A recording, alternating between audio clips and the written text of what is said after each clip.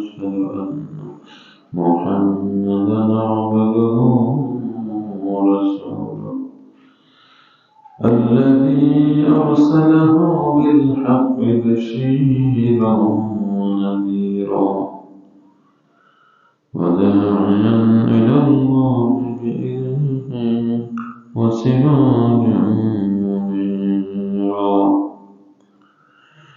فقد قال الله تعالى في كلامه المجيد والفرقانه الحميد أعوذ بالله من الشيطان الرجيم بسم الله الرحمن الرحيم الذين إن مكناهم في الأرض أقاموا الصلاة وآتوا الزكاة وأمروا بالمعروف ونهوا عن المنكر ولله عاقبة الأمور. وقال الله تعالى في شأن حبيبه أمرا مخبرا إن الله وملائكته يصلون على النبي يا أيها الذين آمنوا صلوا عليه وسلموا تسليما اللهم صل على سيدنا مولانا محمد وعلى آل سيدنا مولانا محمد بلغ العلا بكماله كشف الدجى بجماله حسنت جميع خصاله صلوا عليه وآله নবী ফরশুনি নবী ফরশুনাখনি নবী নামাজ হবে যে জন সেই তো দুজাহানের ধনী নবী ফরশুনি বালাগুল উলা বিকামালিহি কাশফাদ দুজা বিজামালিহি হাসানাত জামিউ খিসালিহি সাল্লু আলাইহি ওয়া আলিহি سبحانك لا علم لنا إلا ما علمتنا إنك أنت العليم الحكيم رب اشرح لي صدري ويسر لي أمري واحلل عقدة من لساني يفقهوا قولي وصلى تعالى حضرات المسلمين الكرام السلام عليكم ورحمة الله وبركاته সর্বপ্রথম শুকরিয়া আদায় করছি সেই মহান জাতের পাকের যিনি আমাদেরকে যথাসময়ে তার এই পবিত্র ঘর জান্নাতের টুকরা মসজিদে এসে দিনই কিছু আলোচনা করার এবং শোনার তৌফিক দান করেছেন যেন আমরা সমস্যরে মস্তক আপাত কালিমাতের শুকর আদায় করছি আলহামদুলিল্লাহ। দুরূদ ও সালাম করছি সাইয়্যিদুল মুরসালিন রাহমাতুল লিল আলামিন খাতামুন নবিয়্যিন যিনি মদিনায় একটি ইসলামী রাষ্ট্র প্রতিষ্ঠা করেছেন এবং সেই রাষ্ট্রের সংবিধান দিয়েছেন আল কোরআন অনুযায়ী মুহাম্মদুর রাসূলুল্লাহ সাল্লাল্লাহু আলাইহি ওয়াসাল্লাম ইসলামী রাষ্ট্র পরিচালনা করেছেন। আজকের 2025 সালের জানুয়ারির শেষ তারিখে আজ পর্যন্ত আল্লাহর জমিনে আল্লাহর দ্বীন প্রতিষ্ঠার জন্য যে সকল মার্টিন মুজাহিদ শাহাদাত বরণ করেছেন তাদের শাহাদাতের সর্বোচ্চ মর্যাদা কামনা করছি। মুহতারাম হাজিরিন, আল্লাহ রাব্বুল আলামিন তার রাসূল মুহাম্মদুর রাসূলুল্লাহ সাল্লাল্লাহু আলাইহি ওয়াসাল্লামের মাধ্যমে আমাদেরকে আল্লাহ রাব্বুল আলামিন তার সার্বভৌমত্ব, তার শ্রেষ্ঠত্ব প্রতিষ্ঠার জন্য আমাদেরকে জানিয়ে দিয়েছেন। আমরা যদি আল্লাহ রাব্বুল আলামিনের সার্বভৌমত্ব, সকল ক্ষমতার উৎস আল্লাহ রাব্বুল আলামিন, আদেশ নিষেধের মালিক আল্লাহ রাব্বুল আলামিনকে যদি আমরা স্বীকার করি, মেনে চলি, বিশ্বাস করি এবং পরকালীন যে জবাবদিহিতার যে অনুভূতি যদি সেটি আমাদের মাঝে জাগরুক থাকে, তাহলে আমরা কোনো অপরাধে জড়িয়ে পড়াটা আমাদের পক্ষে অসম্ভব। আল্লাহ রাব্বুল আলামিন আমাদেরকে তার বিশাল সৃষ্টি, 18,000 মখলুকাত, চন্দ্র, সূর্য, গ্রহ, নক্ষত্র, নীহারিকা, মহাশূন্য, এই সব কিছুর মধ্যে আমাদেরকে মাত্র একটি মাত্র গ্রহ পৃথিবী, এই পৃথিবীতে তিনি আমাদেরকে বসবাস করার উপযোগী করে এই পৃথিবীতে আমাদেরকে পাঠিয়েছেন। হযরত আদম আলাইহিস সালামকে নির্দেশ করেছেন যে, হে আদম, তুমি এবং তোমার স্ত্রী এই বিশ্বের, এই পৃথিবীতে তোমরা নেমে যাও, সেখানে তোমাদের কাছে আমার পক্ষ থেকে যে হেদায়েত আসবে, যদি তোমরা সেই হেদায়েতের অনুসরণ করো তাহলে তোমাদের কোনো ভয় নেই, কোনো চিন্তা নেই। আল্লাহ রাব্বুল আলামিন যে হেদায়েত আমাদের জন্য পাঠিয়েছেন মুহাম্মদ রাসূলুল্লাহ সাল্লাল্লাহু আলাইহি ওয়াসাল্লামের মাধ্যমে, সেই হেদায়েত হচ্ছে মহাগ্রন্থ আল কোরআন। যদি আমরা সেই আল কোরআনকে আমাদের জীবনের সংবিধান হিসেবে, আমাদের রাষ্ট্রের সংবিধান হিসেবে, আমাদের বিশ্বের সংবিধান হিসেবে যদি আমরা গ্রহণ করতে পারি এবং চর্চা করতে পারি, তাহলে আমাদের কোনো ভয় নেই, আমাদের কোনো চিন্তা নেই। কথা আল্লাহ রাব্বুল আলামিন ঘোষণা করেছেন। অথচ আজকে আমাদের মাঝে এমন সব নাস্তিকও দেখা যায় যারা বলছে যে কোরআনের সাথে রাজনীতির কোনো সম্পর্ক নেই। নাউযুবিল্লাহ মিন যালিক। যদি কেউ বিশ্বাসের সাথে এই কথা বলে তাহলে সে মুসলিম থাকে না। যদি কেউ বিশ্বাসের সাথে এই কথা বলে যে আমার পরিচয় আমি বাংলাদেশি, আগে পরে মুসলিম, যদি কেউ কথা বলে তাহলে কিন্তু সে মুসলিম থাকে। কারণ আমার পরিচয়, সর্বপ্রথম পরিচয় আমি মুসলিম। আল্লাহ রাব্বুল আলামিন তাআলা ইরশাদ করেছেন, মিল্লাতা আবিকুম ইব্রাহিম ওয়া সাম্মাকুমুল মুসলিমিন।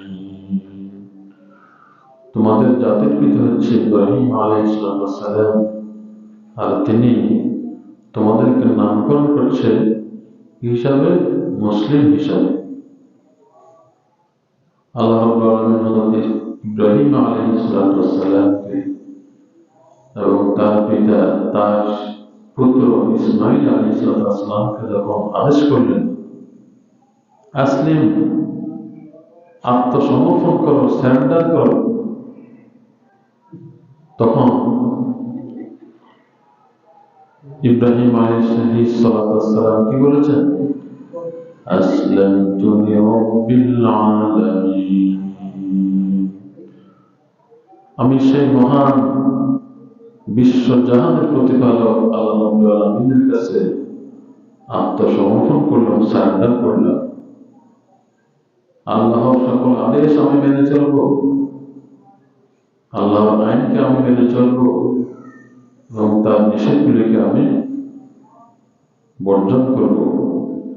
এটাই হচ্ছে সারেন্ডার করা, আত্মসমর্পণ করা। আর ইসলাম শব্দের অর্থ হচ্ছে এটি।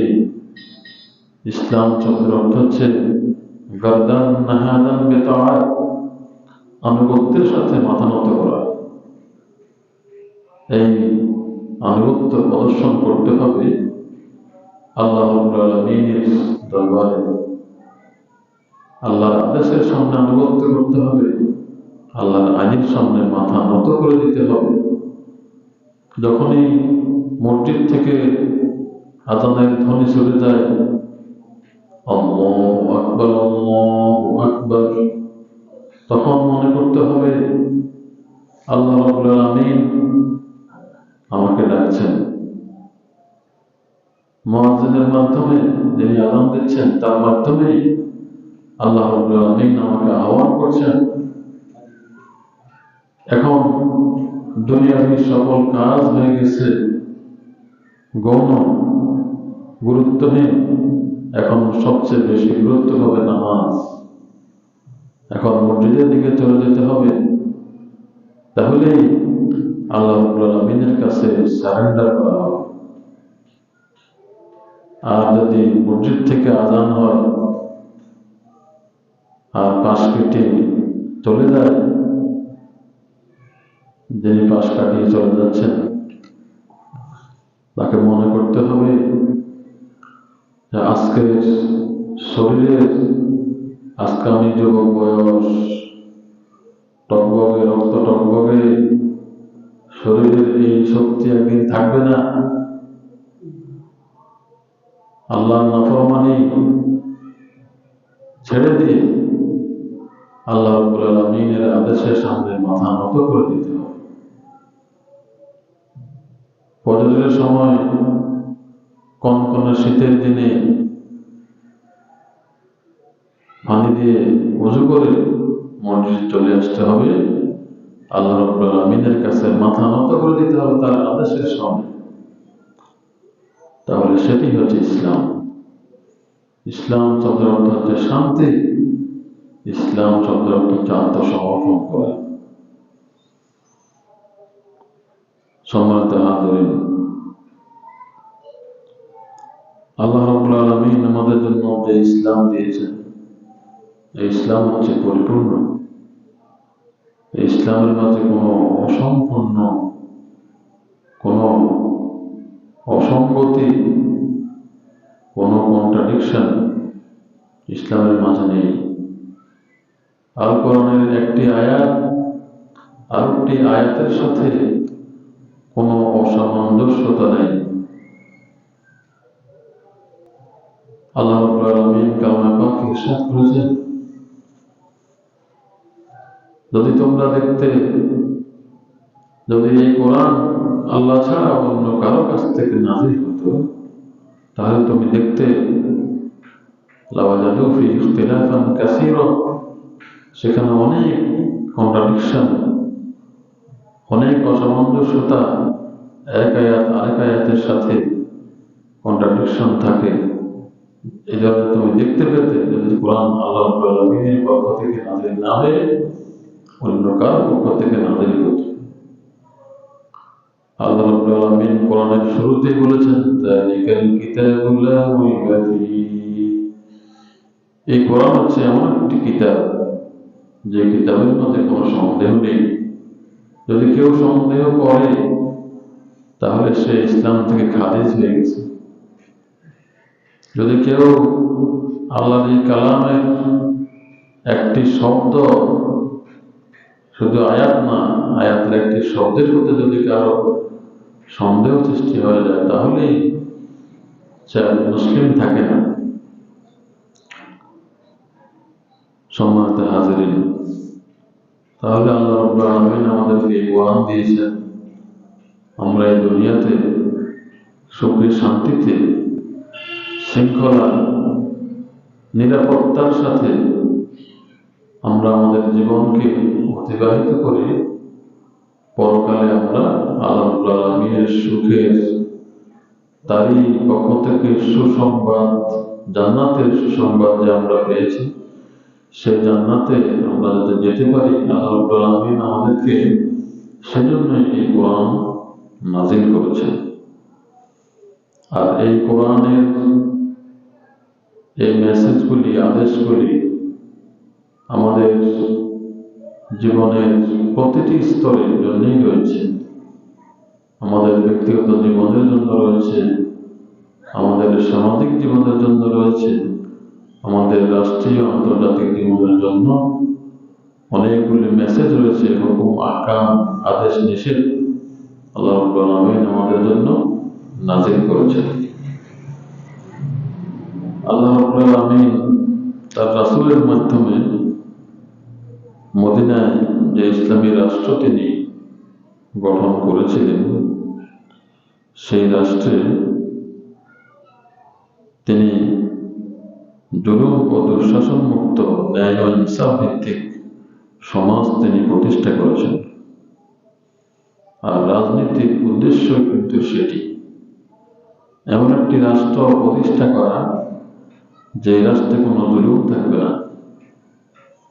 রাজনীতির উদ্দেশ্য হচ্ছে এমন একটি রাষ্ট্র প্রতিষ্ঠা করা যে রাষ্ট্রে কোনো দুঃশাসন থাকবে না, যে রাষ্ট্রে অপরাধী বিচারের আওতায় আসবে, দুষ্টের দমন এবং ভালো লোক যারা তাদেরকে রক্ষা করাই হচ্ছে রাষ্ট্রের দায়িত্ব, এবং ন্যায় ও ইনসাফ ভিত্তিক সমাজ প্রতিষ্ঠা হচ্ছে রাষ্ট্রের দায়িত্ব। আর রাজনীতির উদ্দেশ্য হচ্ছে সেটি। আর আল কোরআন আমাদেরকে তার রাসূলের মাধ্যমে যে ইসলামী রাষ্ট্র উপহার দিয়েছেন, সেই ইসলামী রাষ্ট্রেও মুহাম্মদুর রাসূলুল্লাহ সাল্লাল্লাহু আলাইহি ওয়াসাল্লাম এমন একটি রাষ্ট্র প্রতিষ্ঠা করেছিলেন যে রাষ্ট্রে কোনো জুলুম ছিল না, যে রাষ্ট্রে কোনো দুঃশাসন ছিল না, যে রাষ্ট্র ছিল ন্যায় ও ইনসাফের একটি মডেল। প্রত্যেকের অধিকার তারা ফিরে পেয়েছিল। এমনকি ইহুদিরা রাসূলুল্লাহ সাল্লাল্লাহু আলাইহি ওয়াসাল্লামের সাথে চুক্তিতে আবদ্ধ হয়েছিল, তারাও তাদের নিরাপত্তা পেয়েছিল। কিন্তু যখন ইহুদিরা তাদের সাথে কৃত সেই অঙ্গীকারকে, সেই চুক্তিকে যখন তারা ভঙ্গ করে মুহাম্মদ রাসূলুল্লাহ সাল্লাল্লাহু আলাইহি ওয়াসাল্লামকে হত্যার সেই ঘৃণিত উদ্দেশ্য তারা বাস্তবায়নের জন্য তারা পদক্ষেপ নিয়েছিল, তখনই মুহাম্মদ রাসূলুল্লাহ সাল্লাল্লাহু আলাইহি ওয়াসাল্লাম আদেশ করেছেন যে জাজিরাতুল আরব থেকে, আরব উপদ্বীপ থেকে তোমরা সকল ইহুদিদেরকে বের করে দাও। ইহুদিদের এই ঘৃণ্য ষড়যন্ত্র, ইসলামের প্রতি, রাসূলের প্রতি বিরুদ্ধাচরণ, শত্রুতা পোষণ করার কারণে মুহাম্মদ রাসূলুল্লাহ সাল্লাল্লাহু আলাইহি ওয়াসাল্লাম ইহুদিদেরকে জাজিরাতুল আরব থেকে, মদিনা থেকে তখন বের করে দিয়েছিলেন। সম্মানিত হাজিরিন, আল কোরআনের সাথে রাজনীতির গভীর সম্পর্ক রয়েছে। আমরা দলিল সহকারে, প্রমাণ সহকারে আমরা বিষয়টা নিয়ে আমরা একটু চিন্তা করব। আল কোরআনে আল্লাহ রাব্বুল আলামিন আদেশ করেছেন সূরা নাহলের 90 নম্বর আয়াতে, ইন্নাল্লাহা ইয়া'মুরুকুম বিল আদলি ওয়াল ইহসান। নিশ্চয় আল্লাহ রাব্বুল আলামিন তোমাদেরকে আদেশ করেছেন বিল আদলি ওয়াল ইহসান, ন্যায় বিচার, ইনসাফ এবং দয়া, মানুষের প্রতি দয়া প্রদর্শন করা, সেবা করা, মানুষের সেবা করা এবং ন্যায় বিচার প্রতিষ্ঠা করা এবং ইনসাফ করার জন্য আল্লাহ রাব্বুল আলামিন আদেশ করেছেন আমাদেরকে। তাহলে রাজনীতির উদ্দেশ্য তো এটাই, মানুষের মাঝে ইনসাফ প্রতিষ্ঠা করা, মানুষের সেবা করা, সমাজের ন্যায় বিচার করা। সুতরাং আল কোরআনের সাথে রাজনীতির সম্পর্ক রয়েছে। যারা বলে সম্পর্ক নাই, তারা তাদের জ্ঞানের স্বল্পতার কারণে, জ্ঞানের দৈন্যতার কারণে তারা বলে থাকে। সুতরাং আমাদেরকে যদি আমরা সেই জ্ঞানটা অর্জন করে ফেলি, তাহলে তো আমাদের সেই জ্ঞানের যে স্বল্পতা সেটা থাকলো না। এই জন্য এই বিষয়টা সম্পর্কে আমাদের জ্ঞান অর্জন করা দরকার। আল্লাহ রাব্বুল আলামিন রাজনীতির যে উদ্দেশ্য, সেই উদ্দেশ্য বাস্তবায়নের জন্য আল্লাহ রাব্বুল আলামিন নিজে আদেশ করেছেন যে কি ইয়ামুরকুম ইন্নাল্লাহা ইয়ামুরকুম বিল আদলি ওয়াল ইহসান, ন্যায় বিচার, ইনসাফ এবং জনসেবা, মানুষের প্রতি দয়া প্রদর্শনের জন্য আল্লাহ রাব্বুল আলামিন তোমাদেরকে আদেশ করেছেন। আল্লাহ রাব্বুল আলামিন সূরা নিসার 105 নম্বর আয়াতে ইরশাদ করেছেন, ইন্না আনজালনা ইলাইকাল কিতাবা বিল হক লিতাহকুমা বাইনান নাসি বিমা আরাকাল্লাহ। সূরা নিসার 105 নম্বর আয়াত। ইন্না আনজালনা ইলাইকাল কিতাবা, হে রাসূল আমি আপনার প্রতি কিতাব নাযিল করেছি, বিল হক যথাযথভাবে সত্য সহকারে, লিতাহকুমা বাইনান নাস মানুষের মাঝে শাসন কার্য পরিচালনার জন্য। তাহলে মানুষের মাঝে শাসন কার্য পরিচালনার জন্য আল্লাহ রাব্বুল আলামিন তার রাসূলের উপরে কিতাব নাযিল করেছেন, বিমা আরাকাল্লাহ, এবং তিনি দেখিয়ে দিয়েছেন।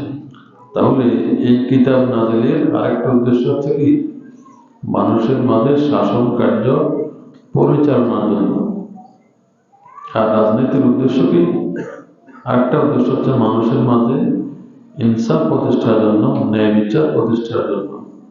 তাহলে ইনসাফ এবং ন্যায় বিচারের কথা 1450 বছর আগে আল্লাহ রাব্বুল আলামিন পবিত্র কালামে বলে দিয়েছেন। সুতরাং আল কোরআনটাই আমাদের জীবনের সংবিধান হিসেবে আমরা গ্রহণ করাটা সবচেয়ে যৌক্তিক। যদি আমরা আল কোরআনকে আমাদের সংবিধান হিসেবে গ্রহণ না করে অন্য কোনো জাতির কোনো গ্রন্থ, কোনো আইনকে আমরা গ্রহণ করি, তাহলে বোঝা গেল যে আমরা শিরক করলাম। এর মাধ্যমে আমরা আল্লাহর আইনকে, আল্লাহর ক্ষমতাকে আমরা ছোট করে দিলাম, আল্লাহর সাথে শরীক করে দিলাম। যে আইন দিতে আল্লাহও পারে, অন্যরাও পারে। অন্য যে সমস্ত আইন, যে সমস্ত রাষ্ট্র চলে, আল্লাহর আইনের সাথে মিশ্রিত করে দিলে তাহলে আমরা কি মানে নিলাম? আল্লাহ আইন দিতে পারেন, অন্যরাও দিতে পারেন। নাউযুবিল্লাহ মিন যালিক। যদি কেউ এটা বিশ্বাস করে, এটা ঈমানের সাথে তার বিশ্বাস করে গ্রহণ করে, তাহলে কিন্তু শিরক হবে, তার ঈমান থাকবে না, সে মুসলিম থাকার কোনো অধিকার তার নাই। তাহলে আমরা কি দেখলাম? সূরা নিসার 105 নম্বর আয়াত এটা দেখলাম, এবং কি দেখলাম? সূরা নাহলের 90 নম্বর আয়াত। এই দুইটা আয়াত আমরা দেখলাম যে রাজনীতির সাথে কোরআনের সম্পর্ক রয়েছে। রাজনীতির সাথে কোরআনের সম্পর্ক রয়েছে। আর ভাই, রাজনীতিতে আসছে পরে, কোরআন তো সেই 1450 বছর আগে আল্লাহ রাব্বুল আলামিন তার রাসূলের উপরে বলিয়ে দিয়েছে। সুতরাং আজকে যারা বলে রাজনীতির সাথে কোরআনের সম্পর্ক নেই, তারা তো বোকার সঙ্গে বাস করছে। সম্মানিত নাযরিন, আল্লাহ রাব্বুল আলামিন আমাদেরকে সূরা হজের 41 নম্বর আয়াত, সেখানে কি বলছেন আমরা সেদিকে একটু লক্ষ্য করি। আল্লাহ বলছেন যে মুমিনগণ, মুসলিমগণ যদি রাষ্ট্র ক্ষমতায় যায়, মুসলিমরা যারা আল্লাহকে আইনদাতা মানে, অন্য কাউকে আইনদাতা মানে না। যদি এই সমস্ত লোকেরা রাষ্ট্র ক্ষমতায় যায়, তারা কি কাজ করবে, তাদের কি দায়িত্ব, আল্লাহ রাব্বুল আলামিন সেটা কোথায় বলছেন? সূরা হজের 41 নম্বর আয়াতে। আমি মুসলিম, আমি যে কোরআনকে মানি, আমার কোরআনের মধ্যে সেটা বলছি। আমি মুসলিম কি কারণে? কোরআন মানার কারণে, কোরআনের উপর ঈমান আনার কারণে আমি মুসলিম। আমরা এই যে কালমাগুলি আমরা করছি, আমানতু বিল্লাহি ওয়া মালাইকাতিহি ওয়া কুতুবিহি ওয়া রুসুলিহি, আমরা কি বলছি? আমরা একটু চিন্তা করি। আমরা ঈমান আনার সময় কি বলছি? আমানতু বিল্লাহি, আল্লাহর প্রতি ঈমান আনছি, ওয়া মালাইকাতিহি, তার ফেরেশতাদের প্রতি, আল্লাহকে না দেখে ঈমান আনছি। আল্লাহর ফেরেশতাদেরকে না দেখি আমরা বিশ্বাস করছি যে আল্লাহর ফেরেশতা আছে। ওয়া কুতুবিহি, তার কিতাবগুলির উপরে আমরা ঈমান আনছি, কোরআনের উপর ঈমান আনছি, তাওরাত, জবুর, ইনজিল, ওই তিনটার উপরও ঈমান আনছি।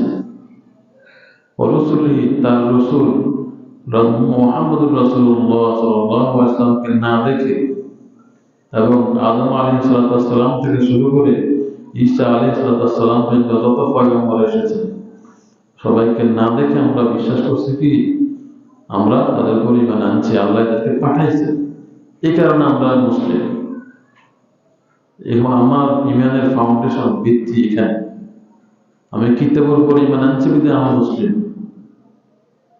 তাহলে যদি আমি আমার এই কিতাবের একটা আয়াতের একটা শব্দ যদি আমার সন্দেহ লাগে, ঈমান না, শুধু সন্দেহ লাগছে, এই সন্দেহ থাকলে কিন্তু আমার ঈমান থাকবে না। আমি মুসলিম বলে পরিচয় দেওয়ার কোনো অধিকার আমার নাই। শুধু আমি ভোটার লিস্টের মধ্যে মুসলিম থাকি, কিন্তু আল্লাহর খাতার মধ্যে আমি মুসলিম নাই, এটা মনে রাখতে হবে। সুতরাং কোরআনের সাথে রাজনীতির সম্পর্ক নাই। এই সমস্ত বাজে কথা বলে মুসলিমদেরকে ধোঁকা দেওয়ার সময় শেষ। ধোঁকা দিয়ে 53 বছর পার করে দেওয়া হয়েছে। এই প্রতারণার সমস্ত জালগুলি ছিন্ন করে দিতে হবে মুসলিমদের সামনে। তাহলে মুসলিমরা বুঝতে পারবে যে 53 বছরে তাদেরকে কি ধোঁকা দেওয়া হয়েছে। জ্ঞানের স্বল্পতার কারণে মুসলিমরা তাদের বোকামির কারণে এই সমস্ত কথাগুলি, ভ্রান্ত কথাগুলি তারা গ্রহণ করেছিল। যখন তারা তাদের জ্ঞান যখন খুলে যাবে, জ্ঞানের চক্ষু যখন খুলে যাবে, তখন তারা আর গ্রহণ করবে না। যে মুসলিমরা যে এই সমস্ত কথা গ্রহণ করবে না, এটার প্রমাণ কি? প্রমাণ হচ্ছে এই 24 সালের জুলাই আগস্টের এই গণ অভ্যুত্থান। এই অভ্যুত্থানই প্রমাণ করে মুসলিমরা জ্ঞানের দিক থেকে আরো আপডেট হয়েছে। এই বিষয়গুলি আমাদেরকে অনুধাবন করতে হবে, বুঝতে হবে। সম্মানিত হাজির, তাহলে আমি বলছিলাম যে সূরা হজের 41 নম্বর আয়াতে আল্লাহ রাব্বুল আলামিন বলেছেন যে মুসলিমগণ যদি রাষ্ট্র ক্ষমতায় যায়, যারা আল্লাহর আইনকে, আল্লাহকে আইনদাতা হিসেবে মানে, অন্য কাউকে আইনদাতা হিসেবে তারা মানে না, ওই সমস্ত মুসলিম ইমানদার মুমিনরা যদি রাষ্ট্র ক্ষমতায় যায়, তারা কি করবে, কি কাজ করবে? الذين إن مكناهم في الأرض أقاموا الصلاة وآتوا الزكاة وأمروا بالمعروف ونهوا عن المنكر ولله عاقبة الأمور। الله কি বলছেন? الذين إن مكناهم في الأرض, আল্লাহ রাব্বুল আলামিন যে সমস্ত মুমিনদেরকে রাষ্ট্র ক্ষমতা দিবে, আর রাষ্ট্র ক্ষমতা আল্লাহ রাসূল আল্লাহর কাছে কি দোয়া করছে? আল্লাহ রাসূল দোয়া করছে যে ওয়াজআলনি মিন লাদুনকা সুলতানান নাসীরা, আমাকে সাহায্যকারী রাষ্ট্র ক্ষমতা দাও। আল্লাহ রাসূল আল্লাহর কাছে দোয়া করছে, তাহলে সেই দোয়া আল্লাহ কবুল করেছেন। বিদায় হজের সময় এবং বিদায় হজের সময় মক্কা বিজয় হয়েছে এবং মদিনায় রাসূলুল্লাহ সাল্লাল্লাহু আলাইহি ওয়াসাল্লাম রাষ্ট্রের প্রধান ছিলেন, রাষ্ট্র পরিচালনা করেছেন, ইসলামী রাষ্ট্র পরিচালনা করেছেন। সুতরাং এই ইসলামী রাষ্ট্র, এটা পরিচালনা হবে কোরআন দিয়া। যে কোরআন, এর উপরে ঈমান আনা আমাদের ফরজ। যে কোরআনের উপরে ঈমান আনার কারণে আমরা মুসলিম। যে কোরআনের উপরে ঈমান না আনলে আমাদের ইসলাম থাকবে না, আমরা মুসলিম হতে পারবো না। কিন্তু ইহুদি নাসারা খ্রিস্টানরা তারা কিন্তু এটা চায় না। তারা মুসলিমদের মধ্যে যারা কি করে বুদ্ধিজীবী পরিচয় দেয়, নিজেদেরকে লিডার হিসেবে পরিচয় দেয়, তাদের মাথাকে তারা কিনে নিয়ে যায়, মাথা বিক্রি করে মুসলিমদের মধ্যে ওই সমস্ত বুদ্ধিজীবীরা টাকার বিনিময়ে তারা মুসলিমদেরকে ধোঁকা দেয় যে কি বলে কোরআনের সাথে রাজনীতির কোনো সম্পর্ক নাই। কিন্তু মুসলিমদেরকে আজকে ইহুদি নাসারা খ্রিস্টানদের ষড়যন্ত্র বুঝতে হবে। ইহুদি নাসারা তো চেষ্টাই করবে আমাদেরকে ডিভাইড করে রাখার জন্য, বিভেদ আমাদের মাঝে বিভেদ সৃষ্টি করে রাখার জন্য। তাহলে তাদের ডিভাইড এন্ড রুলের তাদের যে মূলনীতি, তারা সেটা প্রতিষ্ঠিত করতে পারবে। তারা সেটা প্রতিষ্ঠা করার জন্য তারা আমাদের মাঝে বিভক্তি, মুসলিমদের মাঝে তারা বিভক্তি করতে চায়, এজন্য যাতে তাদের শাসন করতে, বিশ্বকে শাসন করতে তাদের জন্য সুবিধা হয়। আর মুসলিমদেরকে এই বিষয়টা বুঝতে হবে। কারণ আমি যেটা বলছিলাম যে মুসলিমরা, ইমানদাররা যখন ক্ষমতায় যায় তারা কি করবে? তারা নামাজ প্রতিষ্ঠা করবে। তাদের প্রথম কাজ হচ্ছে নামাজ প্রতিষ্ঠা করবে। নামাজের একবারে পাকঘর থেকে সংসদ পর্যন্ত সকল অফিস আদালত সব জায়গায় যখনই নামাজের সময় হবে, আজান দিবে, তখন মুসলিমরা কি করবে? একজনের ইমামতিতে তারা নামাজে দাঁড়িয়ে যাবে, নামাজ পড়বে, তারা ওযু করবে, আল্লাহ দরবারে প্রার্থনা করবে। তাহলে পুরা দেশে একটি শান্তি, একটি শৃঙ্খলা, আল্লাহর রহমত তখন বর্ষিত হবে। পুরা দেশের মানুষ যখন নামাজ পড়বে, 5 ওয়াক্ত নামাজ জামাতের সাথে আদায় করবে, তখন আল্লাহর কোরআন সারা দেশে কি হবে? তেলাওয়াত হবে।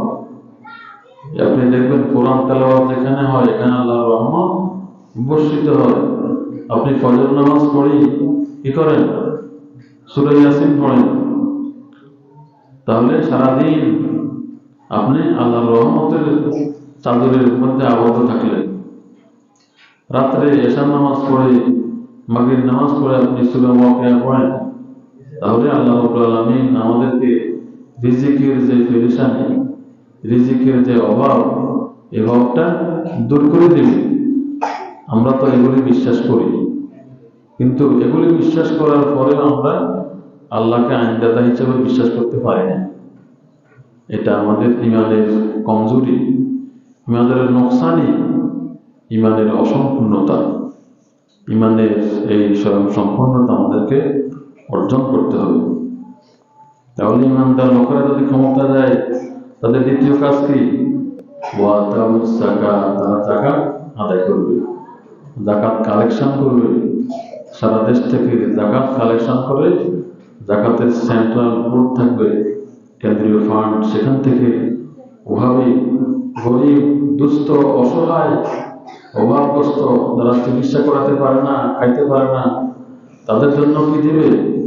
তাদের জন্য বিনামূল্যে চিকিৎসার ব্যবস্থা করে দিবে এই যাকাত ফান্ড থেকে। যদি ইমানদার লোকেরা ক্ষমতায় যায়, তাহলে গরিব, অসহায় তাদের কিন্তু উপকার বেশি। যদি ইসলামী রাষ্ট্র হয়, ইসলামী রাষ্ট্রে গরিবদের উপকার বেশি হবে। কারণ ইসলামী রাষ্ট্রে গরিবদেরকে তাদের চিকিৎসার দায়িত্ব নেবে রাষ্ট্র, তাদের শিক্ষার দায়িত্ব নেবে কোথেকে? যাকাত ফান্ড থেকে। সারা দেশ থেকে যাকাত কালেকশন হবে, সেই যাকাতের টাকা দিয়ে গরিবদেরকে পুনর্বাসন করবে। কোনো অসহায়, হোমলেস, গৃহহীন কোনো গরিব পাওয়া যাবে না। যদি আমরা, এটা কে বলছে? আল্লাহ বলছে। আল্লাহর কথা সূরা হুজুর 41 নম্বর আয়াতে বলছে, আল্লাহর কথা সত্য। সম্মানিত হাজিরিন, ইনশাআল্লাহ অসম্পূর্ণ আলোচনা আমরা আগামী জুমাতে কন্টিনিউ করব। আল্লাহ রাব্বুল আলামিন আমাদেরকে আজকে যতটুকু আলোচনা হয়েছে আমাদেরকে আমল করার তৌফিক দান করুন। আমিন। ওয়া আখিরু দাওয়ানা আলহামদুলিল্লাহি রাব্বিল আলামিন। আসসালামু আলাইকুম ওয়া রাহমাতুল্লাহি ওয়া বারাকাতুহু।